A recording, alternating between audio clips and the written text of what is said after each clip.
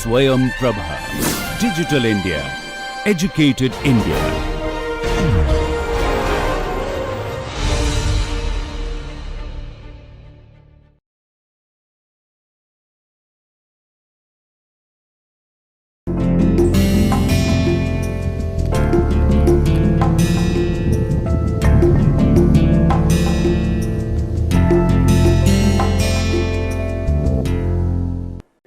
Hello and welcome to NPTEL's course on communication skills.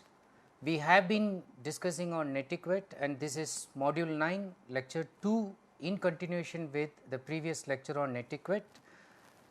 In the previous lecture on Netiquette already we talked about what is Netiquette and why do we need Netiquette. Netiquette is seen as a portmanteau word which is combined from internet and etiquette.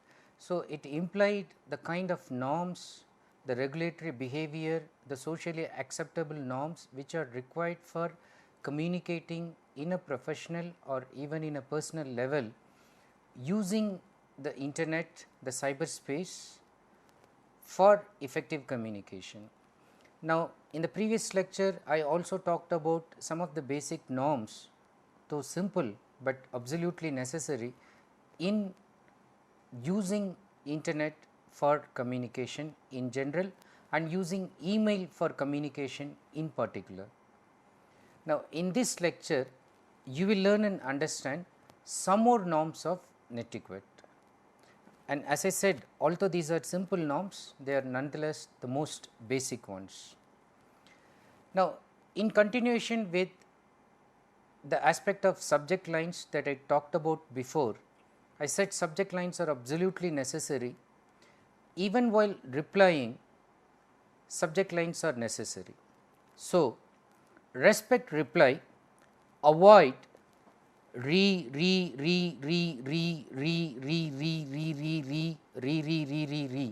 Now, what is it? It sounds monotonous and ridiculous, but what it is, it is actually using that automated re for reply without giving any thought to changing the subject line. When you do this, it looks ridiculous. So many re's on the subject line and no thought is given to any change in thought that occurred in the content of the email. Now, why it is again important? One may always say that I am quite busy, so I could not even find time to change that re in the subject line, that is fine. But as I said, remember the cardinal principle of Netiquette: empathize, put yourself into the shoes of the other person, have consideration for the other person. Now, what happens if you carefully use a subject line and avoid this re while replying? Look at the example. Assuming that there is an employee and then he is in dire need of some money, maybe for some medical reasons, he needs some money to be sanctioned immediately, and the office environment is like that, it is a weekend and the only form of communication is email, and is awaiting that email from the boss who is having a discussion with some of his important administrators, and then he is supposed to inform the person through mail. Now, if the mail comes with the subject line on the reply re amount sanctioned, here the re is used effectively, only one reply indicating automated re, but the subject line that is added amount sanctioned can be of great relief to the employee even before opening the mail. The employee, just by looking at the mail, he knows very well that okay, amount has been sanctioned, I am relieved to see this. Now, he opens it and then he knows okay, so much amount has been sanctioned, I will take in the form of a draft or it will be sent to my bank account, etc.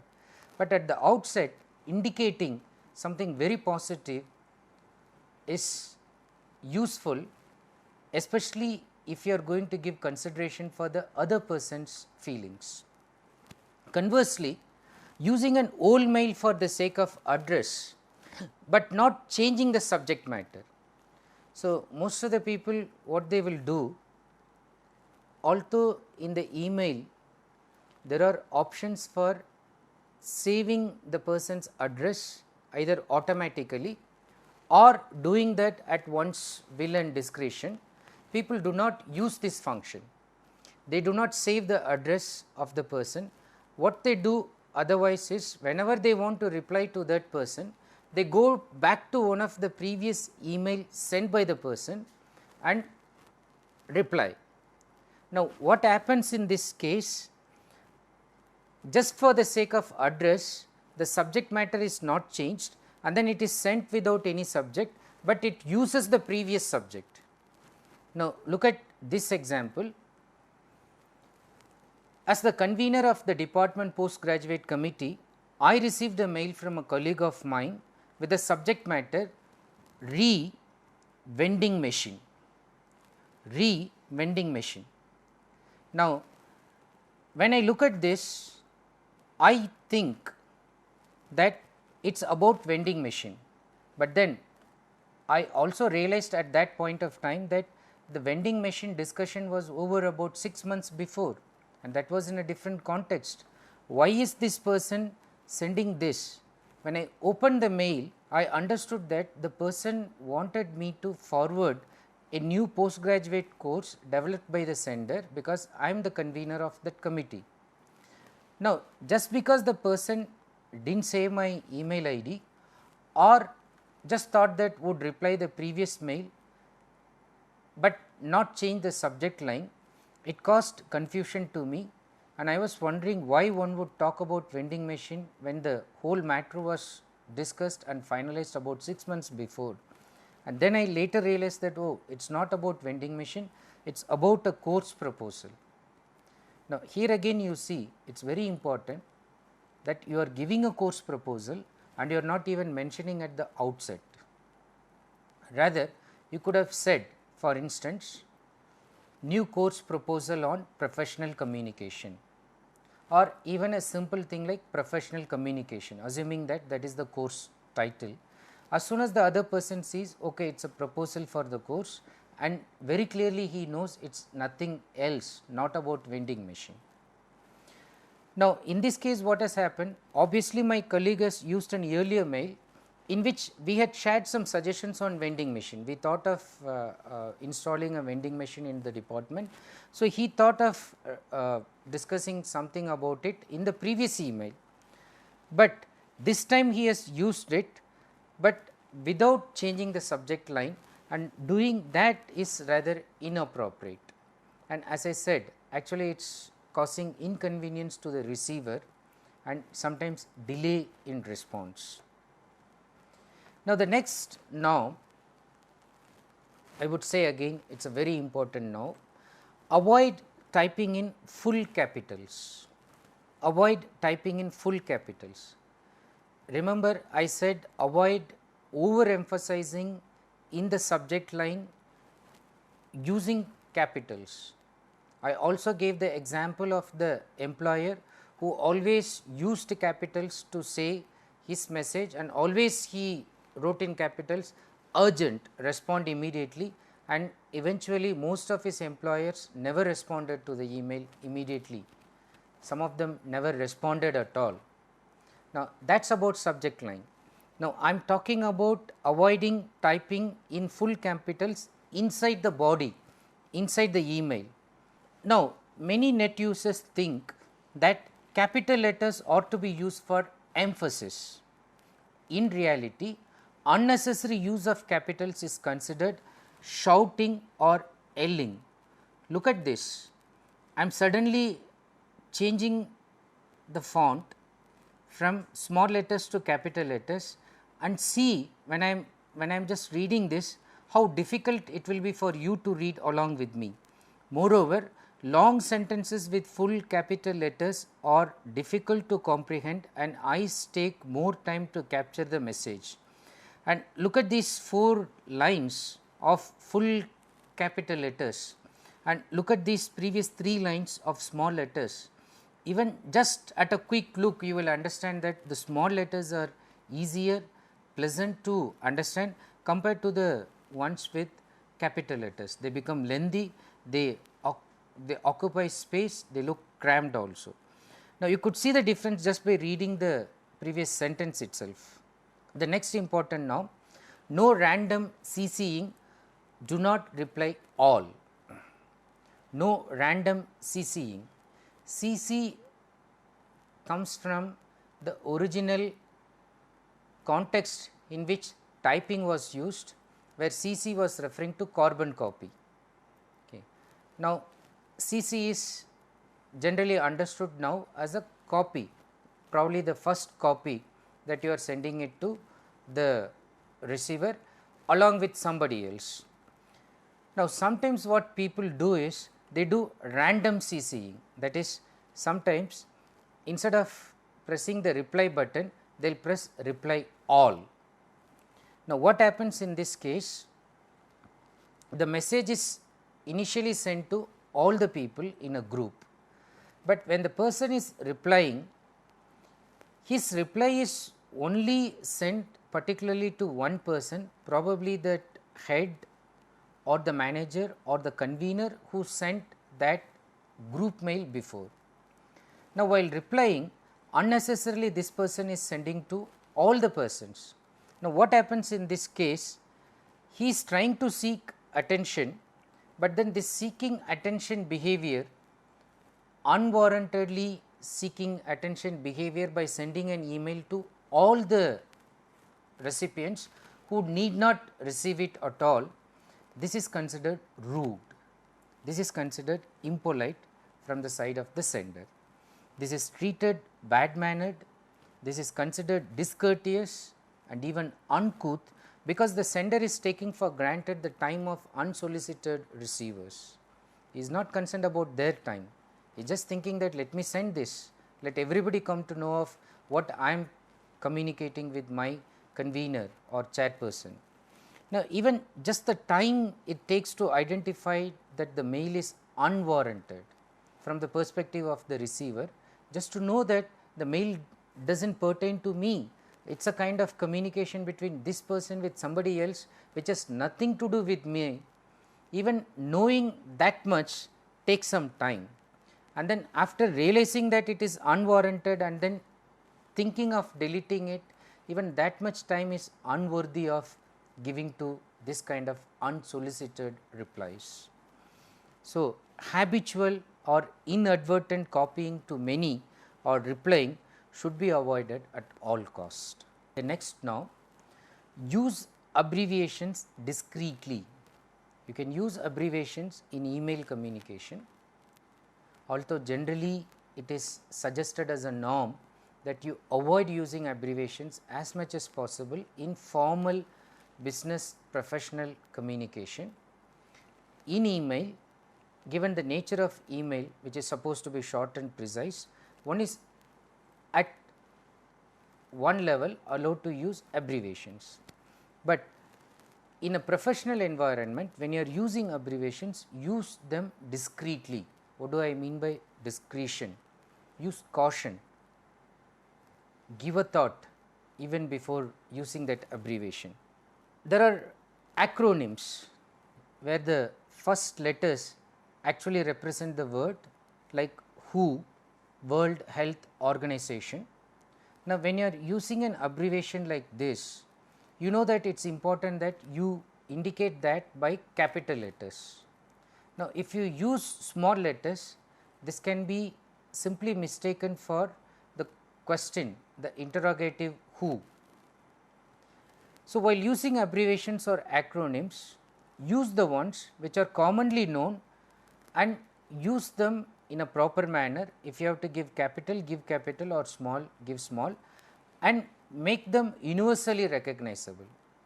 So, there are some common and universally recognizable abbreviations which you should use. Your own abbreviations created, your own acronyms formed should be avoided. Now, look at some of the abbreviations in an email context, in the context of internet, which are universally acceptable. AKA, also known as ASAP, as soon as possible, BTW, by the way, CUL8R, indicating see you later, FYI, for your information, KIT, keep in touch, LOL, laughing out loud, SYS, see you again, TYVM, thank you very much, WRT, with respect to. Now, these are some of the common examples which are universally recognizable and known to most of the people. And in fact, even in internet itself, there are lot of abbreviations which are available, which are universally acceptable also. But using abbreviations according to one's whims and fancy, and that too with inconsistent spelling, would cause confusion to the receiver. The message can be distorted or misrepresented and result in evoking a negative response. So, that is why I said at the beginning, use abbreviations, but use them discreetly, use them with caution, use your prudence, use your sense of justice. Can you really use these abbreviations? Will it not be misunderstood by others? Then only you use abbreviations. The next norm, again I would consider this as perhaps the most important norm: avoid spelling mistakes and typographical errors. Now, people say, as far as internet communication is concerned, or even mobile communication is concerned, people say that spelling mistakes are no problem, typographical errors, who is having time to correct them? But as I have been telling, when we talk about communication, we are talking about effective communication, and to make your communication effective, you have to be professionally good. To be professionally good and to maintain a professionally high standard profile, you need to follow certain norms. Now, this norm, whether it is email or in any other letter writing or generally any form of writing related to communication, is very important, and more so in case of email communication. Avoid spelling mistakes, avoid typographical errors. Check your mail for spelling mistakes and typographical errors. In fact, most of the email clients have inbuilt spell checker that underlines errors while typing itself. So, the spelling mistakes are underlined in red color, grammatical errors are underlined in blue or green color, to just to indicate to you that there are errors. You should not skip them, you should look at them carefully. And nowadays again there are email clients which just by the use of a right click lets you to correct the spelling immediately, even it will prompt you with the correct grammatical sentence there, and you can use those prompters to correct them. If you pay attention to these underlined words, you will not only save plenty of the receiver's time, but also ensure that your message is communicated effectively. So, bad spelling and frequent typographical errors reflect illiteracy. What do I mean by illiteracy and lack of professionalism? Illiteracy, the person may be educated, okay, the person may be highly qualified, but illiteracy in terms of communication, meaning the person does not know, or the person is not educated, or the person is not trained enough to know the norms of communicating using email communication on the internet. The person who is not caring about spelling mistakes, about typographical errors, is also lacking in professionalism. Just by looking at the email with typographical errors and spelling mistakes, the receiver will decide whether to respond to that favorably or not. There are some people who are so particular about these mistakes, and the moment they see mistakes abounding in that, they generally give a negative response, such as an applicant seeking an interview with the employer, and the email cover letter goes with lot of errors, lot of spelling mistakes. Obviously, the employer is not interested in having this person, and especially if this person has to be employed at a level where he has to use lot of email communication, this employer will definitely think in a negative manner, because putting this person in such a precarious position will cause lot of miscommunication and damage to the employer's organization. Now, another norm that has been neglected, but nonetheless significant, is taking note of punctuation marks. In fact, many people who use email have the impression that emails need not have punctuation at all. So, people write mails without capital letters, write mails without commas and all that. So, this is a kind of misconception. People think that there is no need to use punctuation marks while sending emails, but punctuation marks, particularly capitalization and spaces after punctuation. So, like after full stop, you are supposed to give 2 space in the old typing format. Now, in the modern format, even a single space is accepted. In the old typing format, after colon 2 spaces were used, after semicolon it will be single space. Now, at least consistent space is accepted, but giving space before a punctuation is not acceptable. But people do not give space or give it before punctuation, between a word and punctuation. No, these are all not acceptable, and this will not make the communication content clear. Now, look at a following mail. I am just going to show it on the next one, which I received it from a scholar, and this is one of the samples that we used to get as teachers, and then you will know how the sender has scant regard to punctuation. There is no sensitization towards punctuation, there is no knowledge of capitalization, and rampant use of personal abbreviations, and they have immensely affected the readability and effectiveness of the mail. Now, let us look at the email that I received. If you look at it, first of all, there are no punctuation marks. Now, look at this, thanks for D suggestion, sir.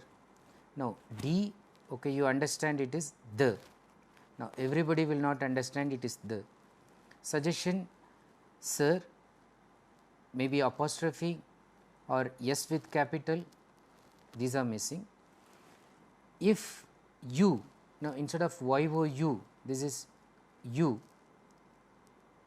Now, this again is acceptable, but remember, this is a student writing to a professor seeking a favor, and again the professor is dealing with communication. Now, you can understand how sensitive it is. The professor is likely to form a very bad impression, although on humanitarian grounds the professor may still help the student, that is a different thing.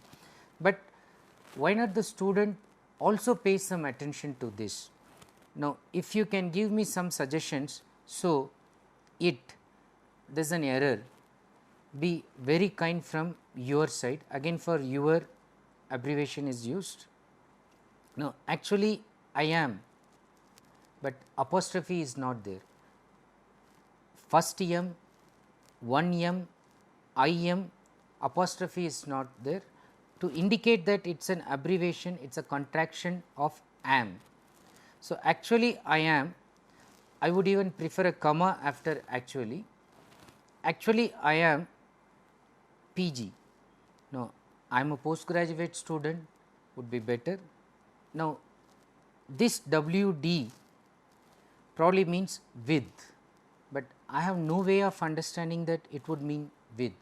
This is a typical example of a personalized kind of abbreviation which should be avoided. 67% in. Now, whenever you use Roman letter, it already implies the position. This is second.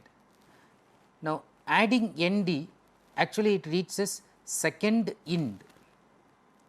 Now, on the one hand the person is using less words. Now, here overuse of this abbreviation here, year, N standing for probably and, would, probably here the person means would, but actually with 62%, as again I do not understand AI as a AI over I, again sometimes you find I is properly capitalized, here I is not capitalized, was doing PhD under Mrs. B.R. Agarwal. I am glad that at least the person's name is mentioned properly with title and all that. The principal of Saraswati Devi College, I just changed the name of the college not to offend the person.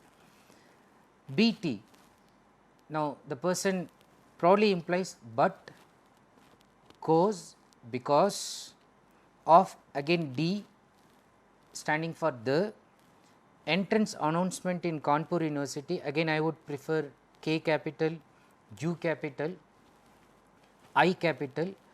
I couldn't, either there is an apostrophe here to indicate that this is not, or full form is written in NOT. Get my thesis registered, N, again and it was also cause, because of the busy schedule of my guide. So, as per my per N this situation, I do not know, probably the person means as per my personal situation, WT. So, generally this is used for weight. Now, here the person is used for probably what? Should I, again instead of capital small, I do. Now, if the person is implying this as a question mark, I would expect a question mark instead of a full stop. Kindly send your suggestions. So, your again abbreviation, I will, again this is neither an abbreviation nor written in full form. So, WIL, one L is missing, be obliged. I removed the remaining part and the name of the person, but I was taking pains to read this through just to indicate to you how difficult it is when you are using abbreviations and when you are giving scant regard to punctuation marks, when you are not bothering about capital letters. How does it look? It is a very small email, but how much time did we take to read through this email? And at the end of it I understand, okay, the student wants some suggestion. Now, it takes time for me to know this. So, I am just telling you by giving this small demonstrative model, avoid this kind of email. You are thinking that you are spending less time, but you understand that you are consuming more time of the receiver, and if the other person is supposed to be your higher authority or supposed to be a teacher, as in this case, who is supposed to grant a favor, you are already creating an impression that why should the teacher grant you a favor when you are not bothering about the time of that person. So, keep this in mind. Now, towards the concluding part, so far I have talked about some of the most important norms related to the stylistics part, the writing part of communication. Now, this is a minor part which is not actually related to writing, this is an automatic setting, but nevertheless it is an important norm. Check your computer clock, check your computer clock. What do we mean by this? Now, sometimes the clock gives a different date and time and your email is sent in a different date and time. So, set the system clock right before sending an email, or check the system clock whether it has the correct date, correct time. Why this? Now, you will be sending sometimes an email asking somebody for a meeting, and by chance you forgot to mention the exact date and time, and then your mail goes and the person is opening the mail today, but it looks like the mail was sent 3 months before, because the date is indicating 3 months before time. Now, obviously the other person is baffled, the receiver is confused as whether to respond to this mail or not. Is it a spam? Has your computer generated that email and sent it because of some virus? So many confusions. is the meeting really happening now because this was sent 3 months before and saying that you are supposed to meet tomorrow. Now 3 months before tomorrow, it is already over. To avoid that, to avoid this profuse confusion that you will cause to the reader, especially if you are fixing an appointment, just check the clock, indicate the time and then be careful about it. So much so about setting your computer clock correctly, accurately. What happens if you have not bothered about setting it correctly, accurately? It shows inaccurate timing, and because it shows inaccurate timing, what happens? The receiver of your email thinks of a future event as an event that already happened in the past. Now, since the receiver thought that you have intimated about an event that already happened in the past, the receiver most likely will not attend that event. So, imagine a situation that it is a very important meeting, you want all of your people to come and attend it, and you have sent to, let us say, 40-50 people, hardly 1 or 2 may turn out for that important meeting, just because your computer clock indicated tomorrow not as the day that is coming after today, but as a day that went about 3 months before. Now, if you have that consciousness in mind and then if you reset the clock, so you will not have any problem in communication. These things are looking like minor nitty-gritty details, but nevertheless, as I keep telling, they are very important and sometimes it can lead to miscommunication. Now, before I actually sum up and conclude, I would like to reiterate one point which we discussed in one of the earlier lectures on introductory aspects of communication about the inappropriate and excessive use of channels. I have been telling that channels are important, you need to use them effectively and you need to know which channel to use and communicate the message how effectively by using that particular channel.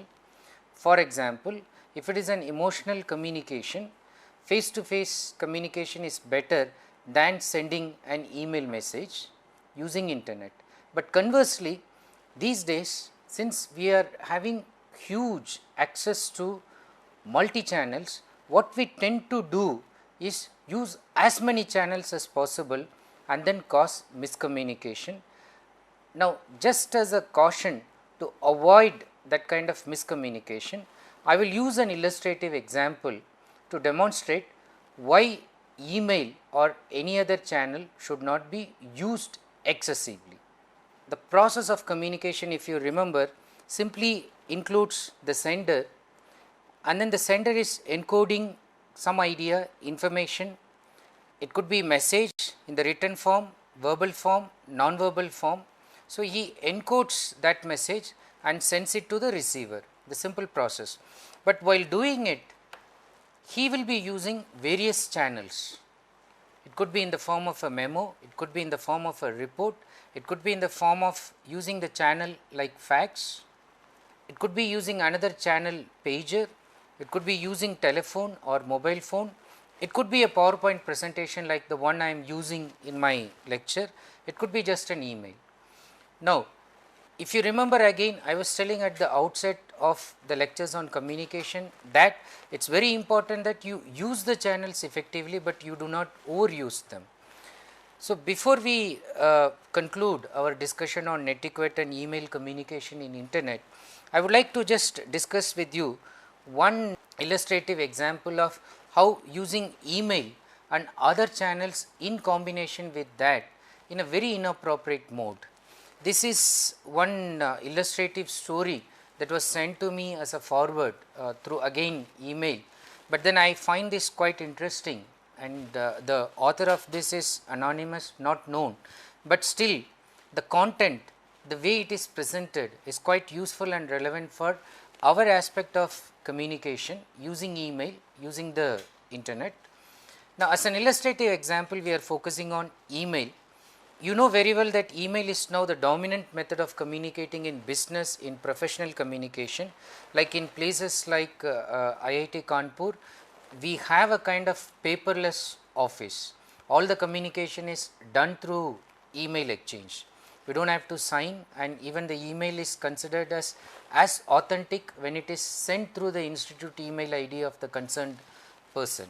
Now, when that is the dominant pattern of communicating in business, we also know that it is quick, it is inexpensive, it is flexible and convenient, but what happens is we overuse, and sometimes we do not realize, especially when we do not follow the netiquette norms, we do not realize that it could be a time bomb, it could just blast, it could just damage the relationship that was built up for ages.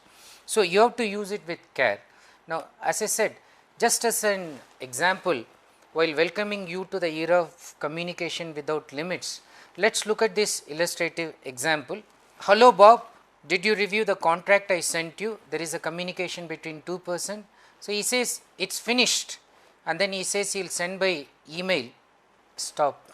Era of communications without limits. So, welcome to the era of communication without limits. Look at this illustrative example. There is an officer sitting in his office workspace and the ring is coming. So, he responds to this.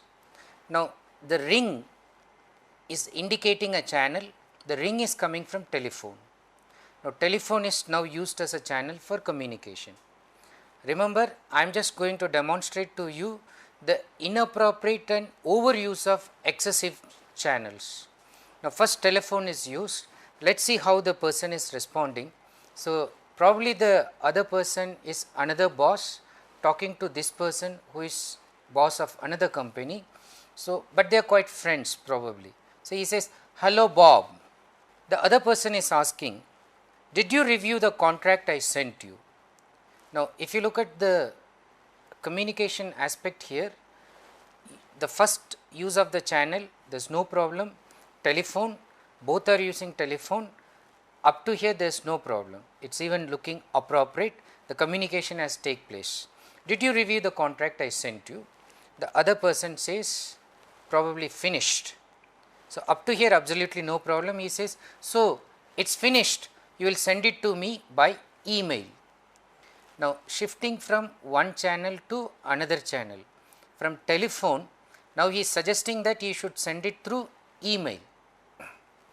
Now, probably since it has to be sent to email ID, and since this person is quite busy, he does not remember the email ID, and it so happens sometimes very busy CEOs of companies have so many email identities, they do not even remember which address.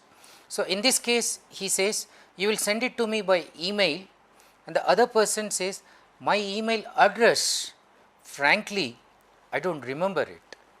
So, this is quite natural, but this is also implying in a funny manner what happens when we use so many email IDs. What happens when we are overusing internet as a mode for communication? We tend to forget the email address. So, this has happened in his case. He says, frankly, I do not remember it. Just a minute, let me check. Now, he is calling his personal assistant, he is saying, Nicole. So, she is rushing to the spot. Now, even she is again used as a messenger of communication, as a storehouse of information. She is coming to give him the information that is needed for him. So, he is asking, what is my email address? What is my email ID? She gives one of the IDs which she remembers very well. Then he says, no, that is my home email address. So, I need the office email address which I need to send it to my friend and boss of the other company. Now, probably she says even she does not remember it, or they could not get hold of it at that moment. So, he responds to the call on the telephone. He says, listen, I can't find it, let me check and call you back. Started with telephone, email communication, before initiation we find that the address is missing. So, he says he will call him back. Now, how is he intending to call him back? And in the meanwhile, the other person says he is leaving for lunch. So, he comes to know of that. He says, oh, you're going for lunch. Okay, I'll send you the address by fax. So, since the other person will not be there at the other end to receive this communication, so although he is going for lunch, he says he will send the address by fax. Now, funnily enough, he has gone to the third channel, third mode of communication, telephone, email, fax. You will have it when you get back, okay. So, in the meanwhile, when he is going for lunch, he would have sent the email address on fax. Now, the other problem is he needs to get the fax number of the other person. Okay, so give me your fax number, and the other person probably says he doesn't remember it. Just like the way this person doesn't remember his email address, the other person is too busy to remember his fax number. Again, funnily I am cautioning you what happens when you are overusing channels. Now, when he says he doesn't know, so he is also quite surprised, but he says, what, you don't know it? Okay, here is what we will do. You email me your fax number and I will fax you my email address. Okay. Now, slowly communication is becoming a complicated process where it could have been a very simple one. It is becoming complicated because they are going to use more and more channels where a most appropriate one could have been decided, but they are going to other channels. So, then the other person says that it won't work. So, he says, oh no, that won't work, wait, I am getting mixed up, let me think. And then he thinks for some time, he says, so, okay, well, yeah, and then he got some idea. Then he is asking about the mobile number. He is asking, what is your cell phone number? Now, he receives another interesting reply. Probably the other person says, the battery is dead, he is not recharged for quite some time. Again he is busy for recharging, there is no time for recharging. Oh, your battery is dead. Then what about yours? He says, mine too. So, both of them are so busy that they do not have time to recharge. So, both batteries are dead, not functional anymore. So, then what to do? Okay, listen, here is what we will do. You charge your cell phone battery, I will call you in a couple of hours and leave you my email address in your voicemail. Telephone, email, fax, mobile, now they have come to voicemail, another channel. Then you take my email address in your voicemail and you email me your fax number. See how complicated and convoluted it is becoming.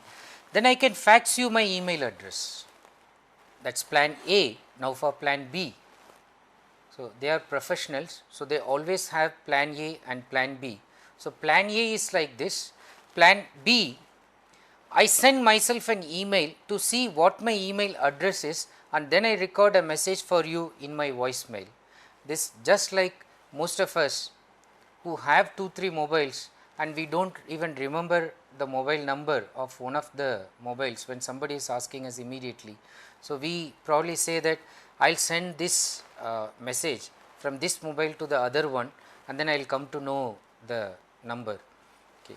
So, just like that he says, I will also try to find out my email address by following the same method. When you get it, you send me the answer on my pager.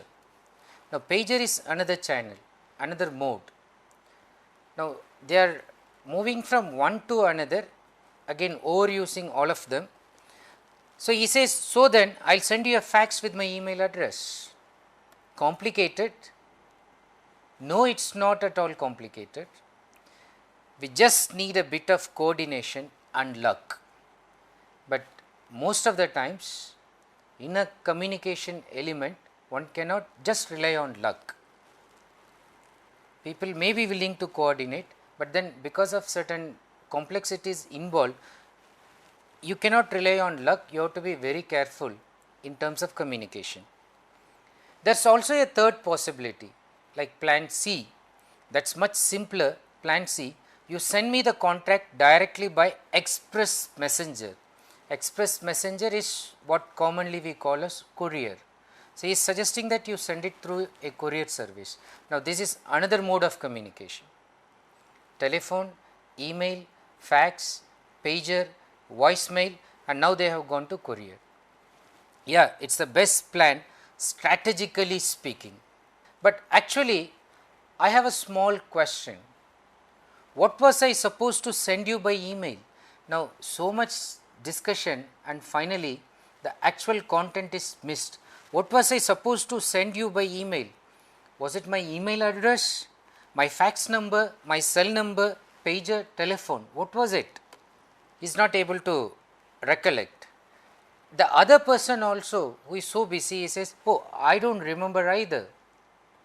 It would probably be a good idea to have periodic bilateral coordination meetings concerning protocols for internal communications. But anyway, this is the anticlimax. He says, since your office is at the other end of the corridor, I will come by to pick it up in 2 minutes. Okay, bye. This is what will happen in big cities where multinational corporations are there, where people sit at one corner and the neighbor is at the other corner. Sometimes the neighboring multinational corporation is just the nearest one, but then because they have so many channels for communication, they overuse, and finally they do not get time just to knock at the next door and then get the information, which could be done so easily, so efficiently, without even using any of these channels.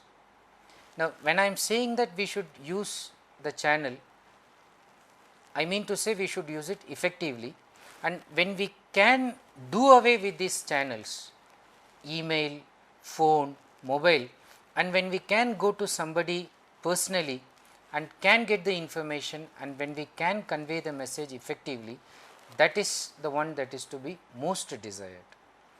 But nonetheless, in the lecture, when we have talked about general netiquette norms that is to be used for email communication, that is quite useful for communicating email, internet as a mode of communication and using that mode very effectively.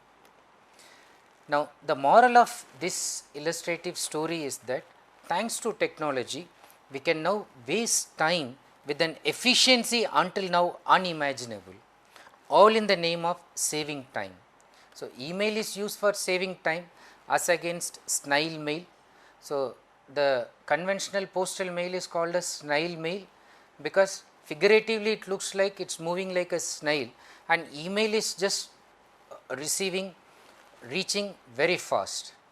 But in sending spams, in replying thoughtlessly to so many people, in not following the netiquette norms, what we end up actually is we send so many mails, we spam the inbox of our receivers, and finally we waste their time, we waste our time with such an efficiency we have never thought of so far, and all in the name of saving time. That is quite ironic in this context.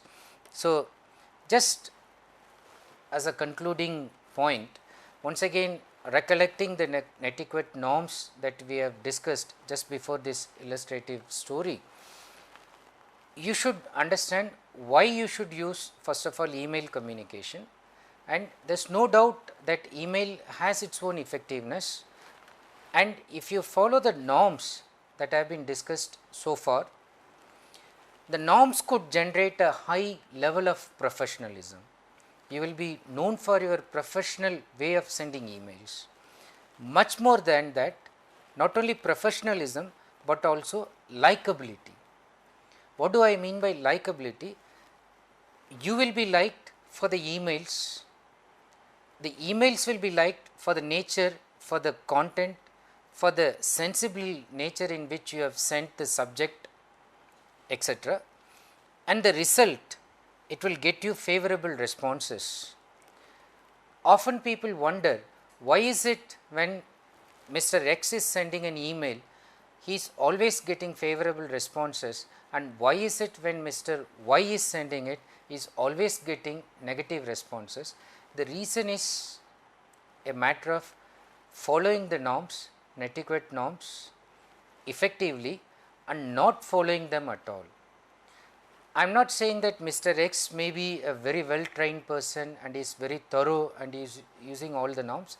Some of us use these norms very implicitly. We do not know, but then out of some cultured practice, we have imbibed the norms.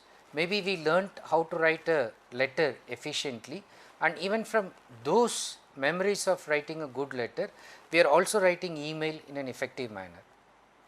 But this one, the lecture, in combination with the previous lecture on Netiquette in general and email communication in particular, is intended to give you a kind of checklist, so that the next time when you intend to send an important email or even just a personal email to a friend, before pressing the send button in a hurry, usually we send it and even we remember that, oh, I sent it before even uploading that attachment, then we send another email. So, even before sending that button in a hurry, pressing that button in a hurry, you can use this lecture and the previous lecture. Both of them have given you sufficient norms for using email communication effectively on the internet, and when you use this as a quick checklist for Netiquette, what you can do is that you can build up a reputation for sending good, engaging, thoughtful, time saving and useful mails. Now, I mean each of these words when I say this: good as against bad emails. Bad emails are just deleted or considered as spams. Send good emails, let people read, enjoy, cherish. People should not feel like deleting it.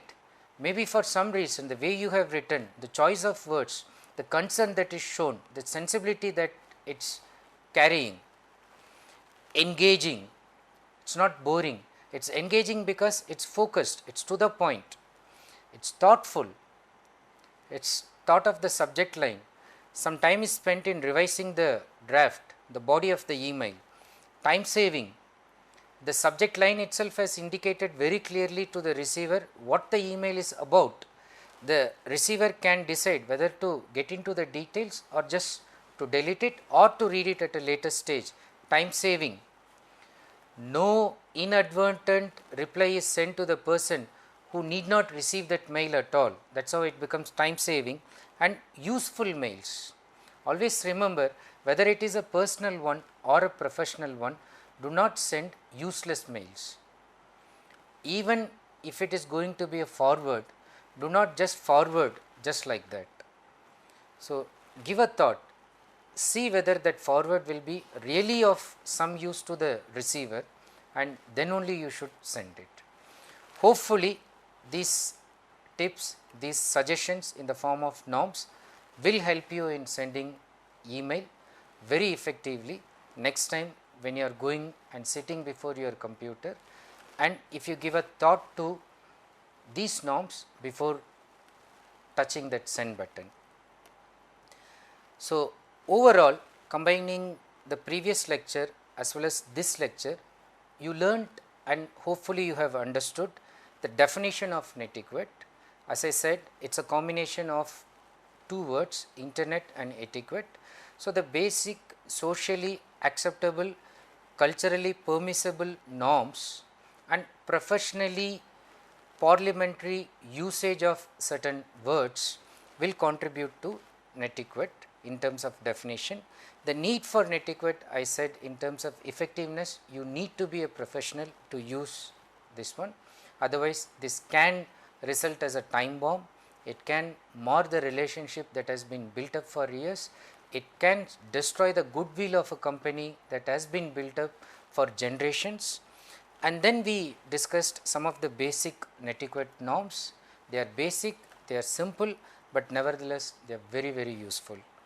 Now, just as a reference, further reference, although we do not have full length books written on netiquette, there are only minor chapters, and as you could see, some of the examples which I have shown, they are all picked out from my own real life situations, forwards sent by people, emails sent by the students, by my own colleagues.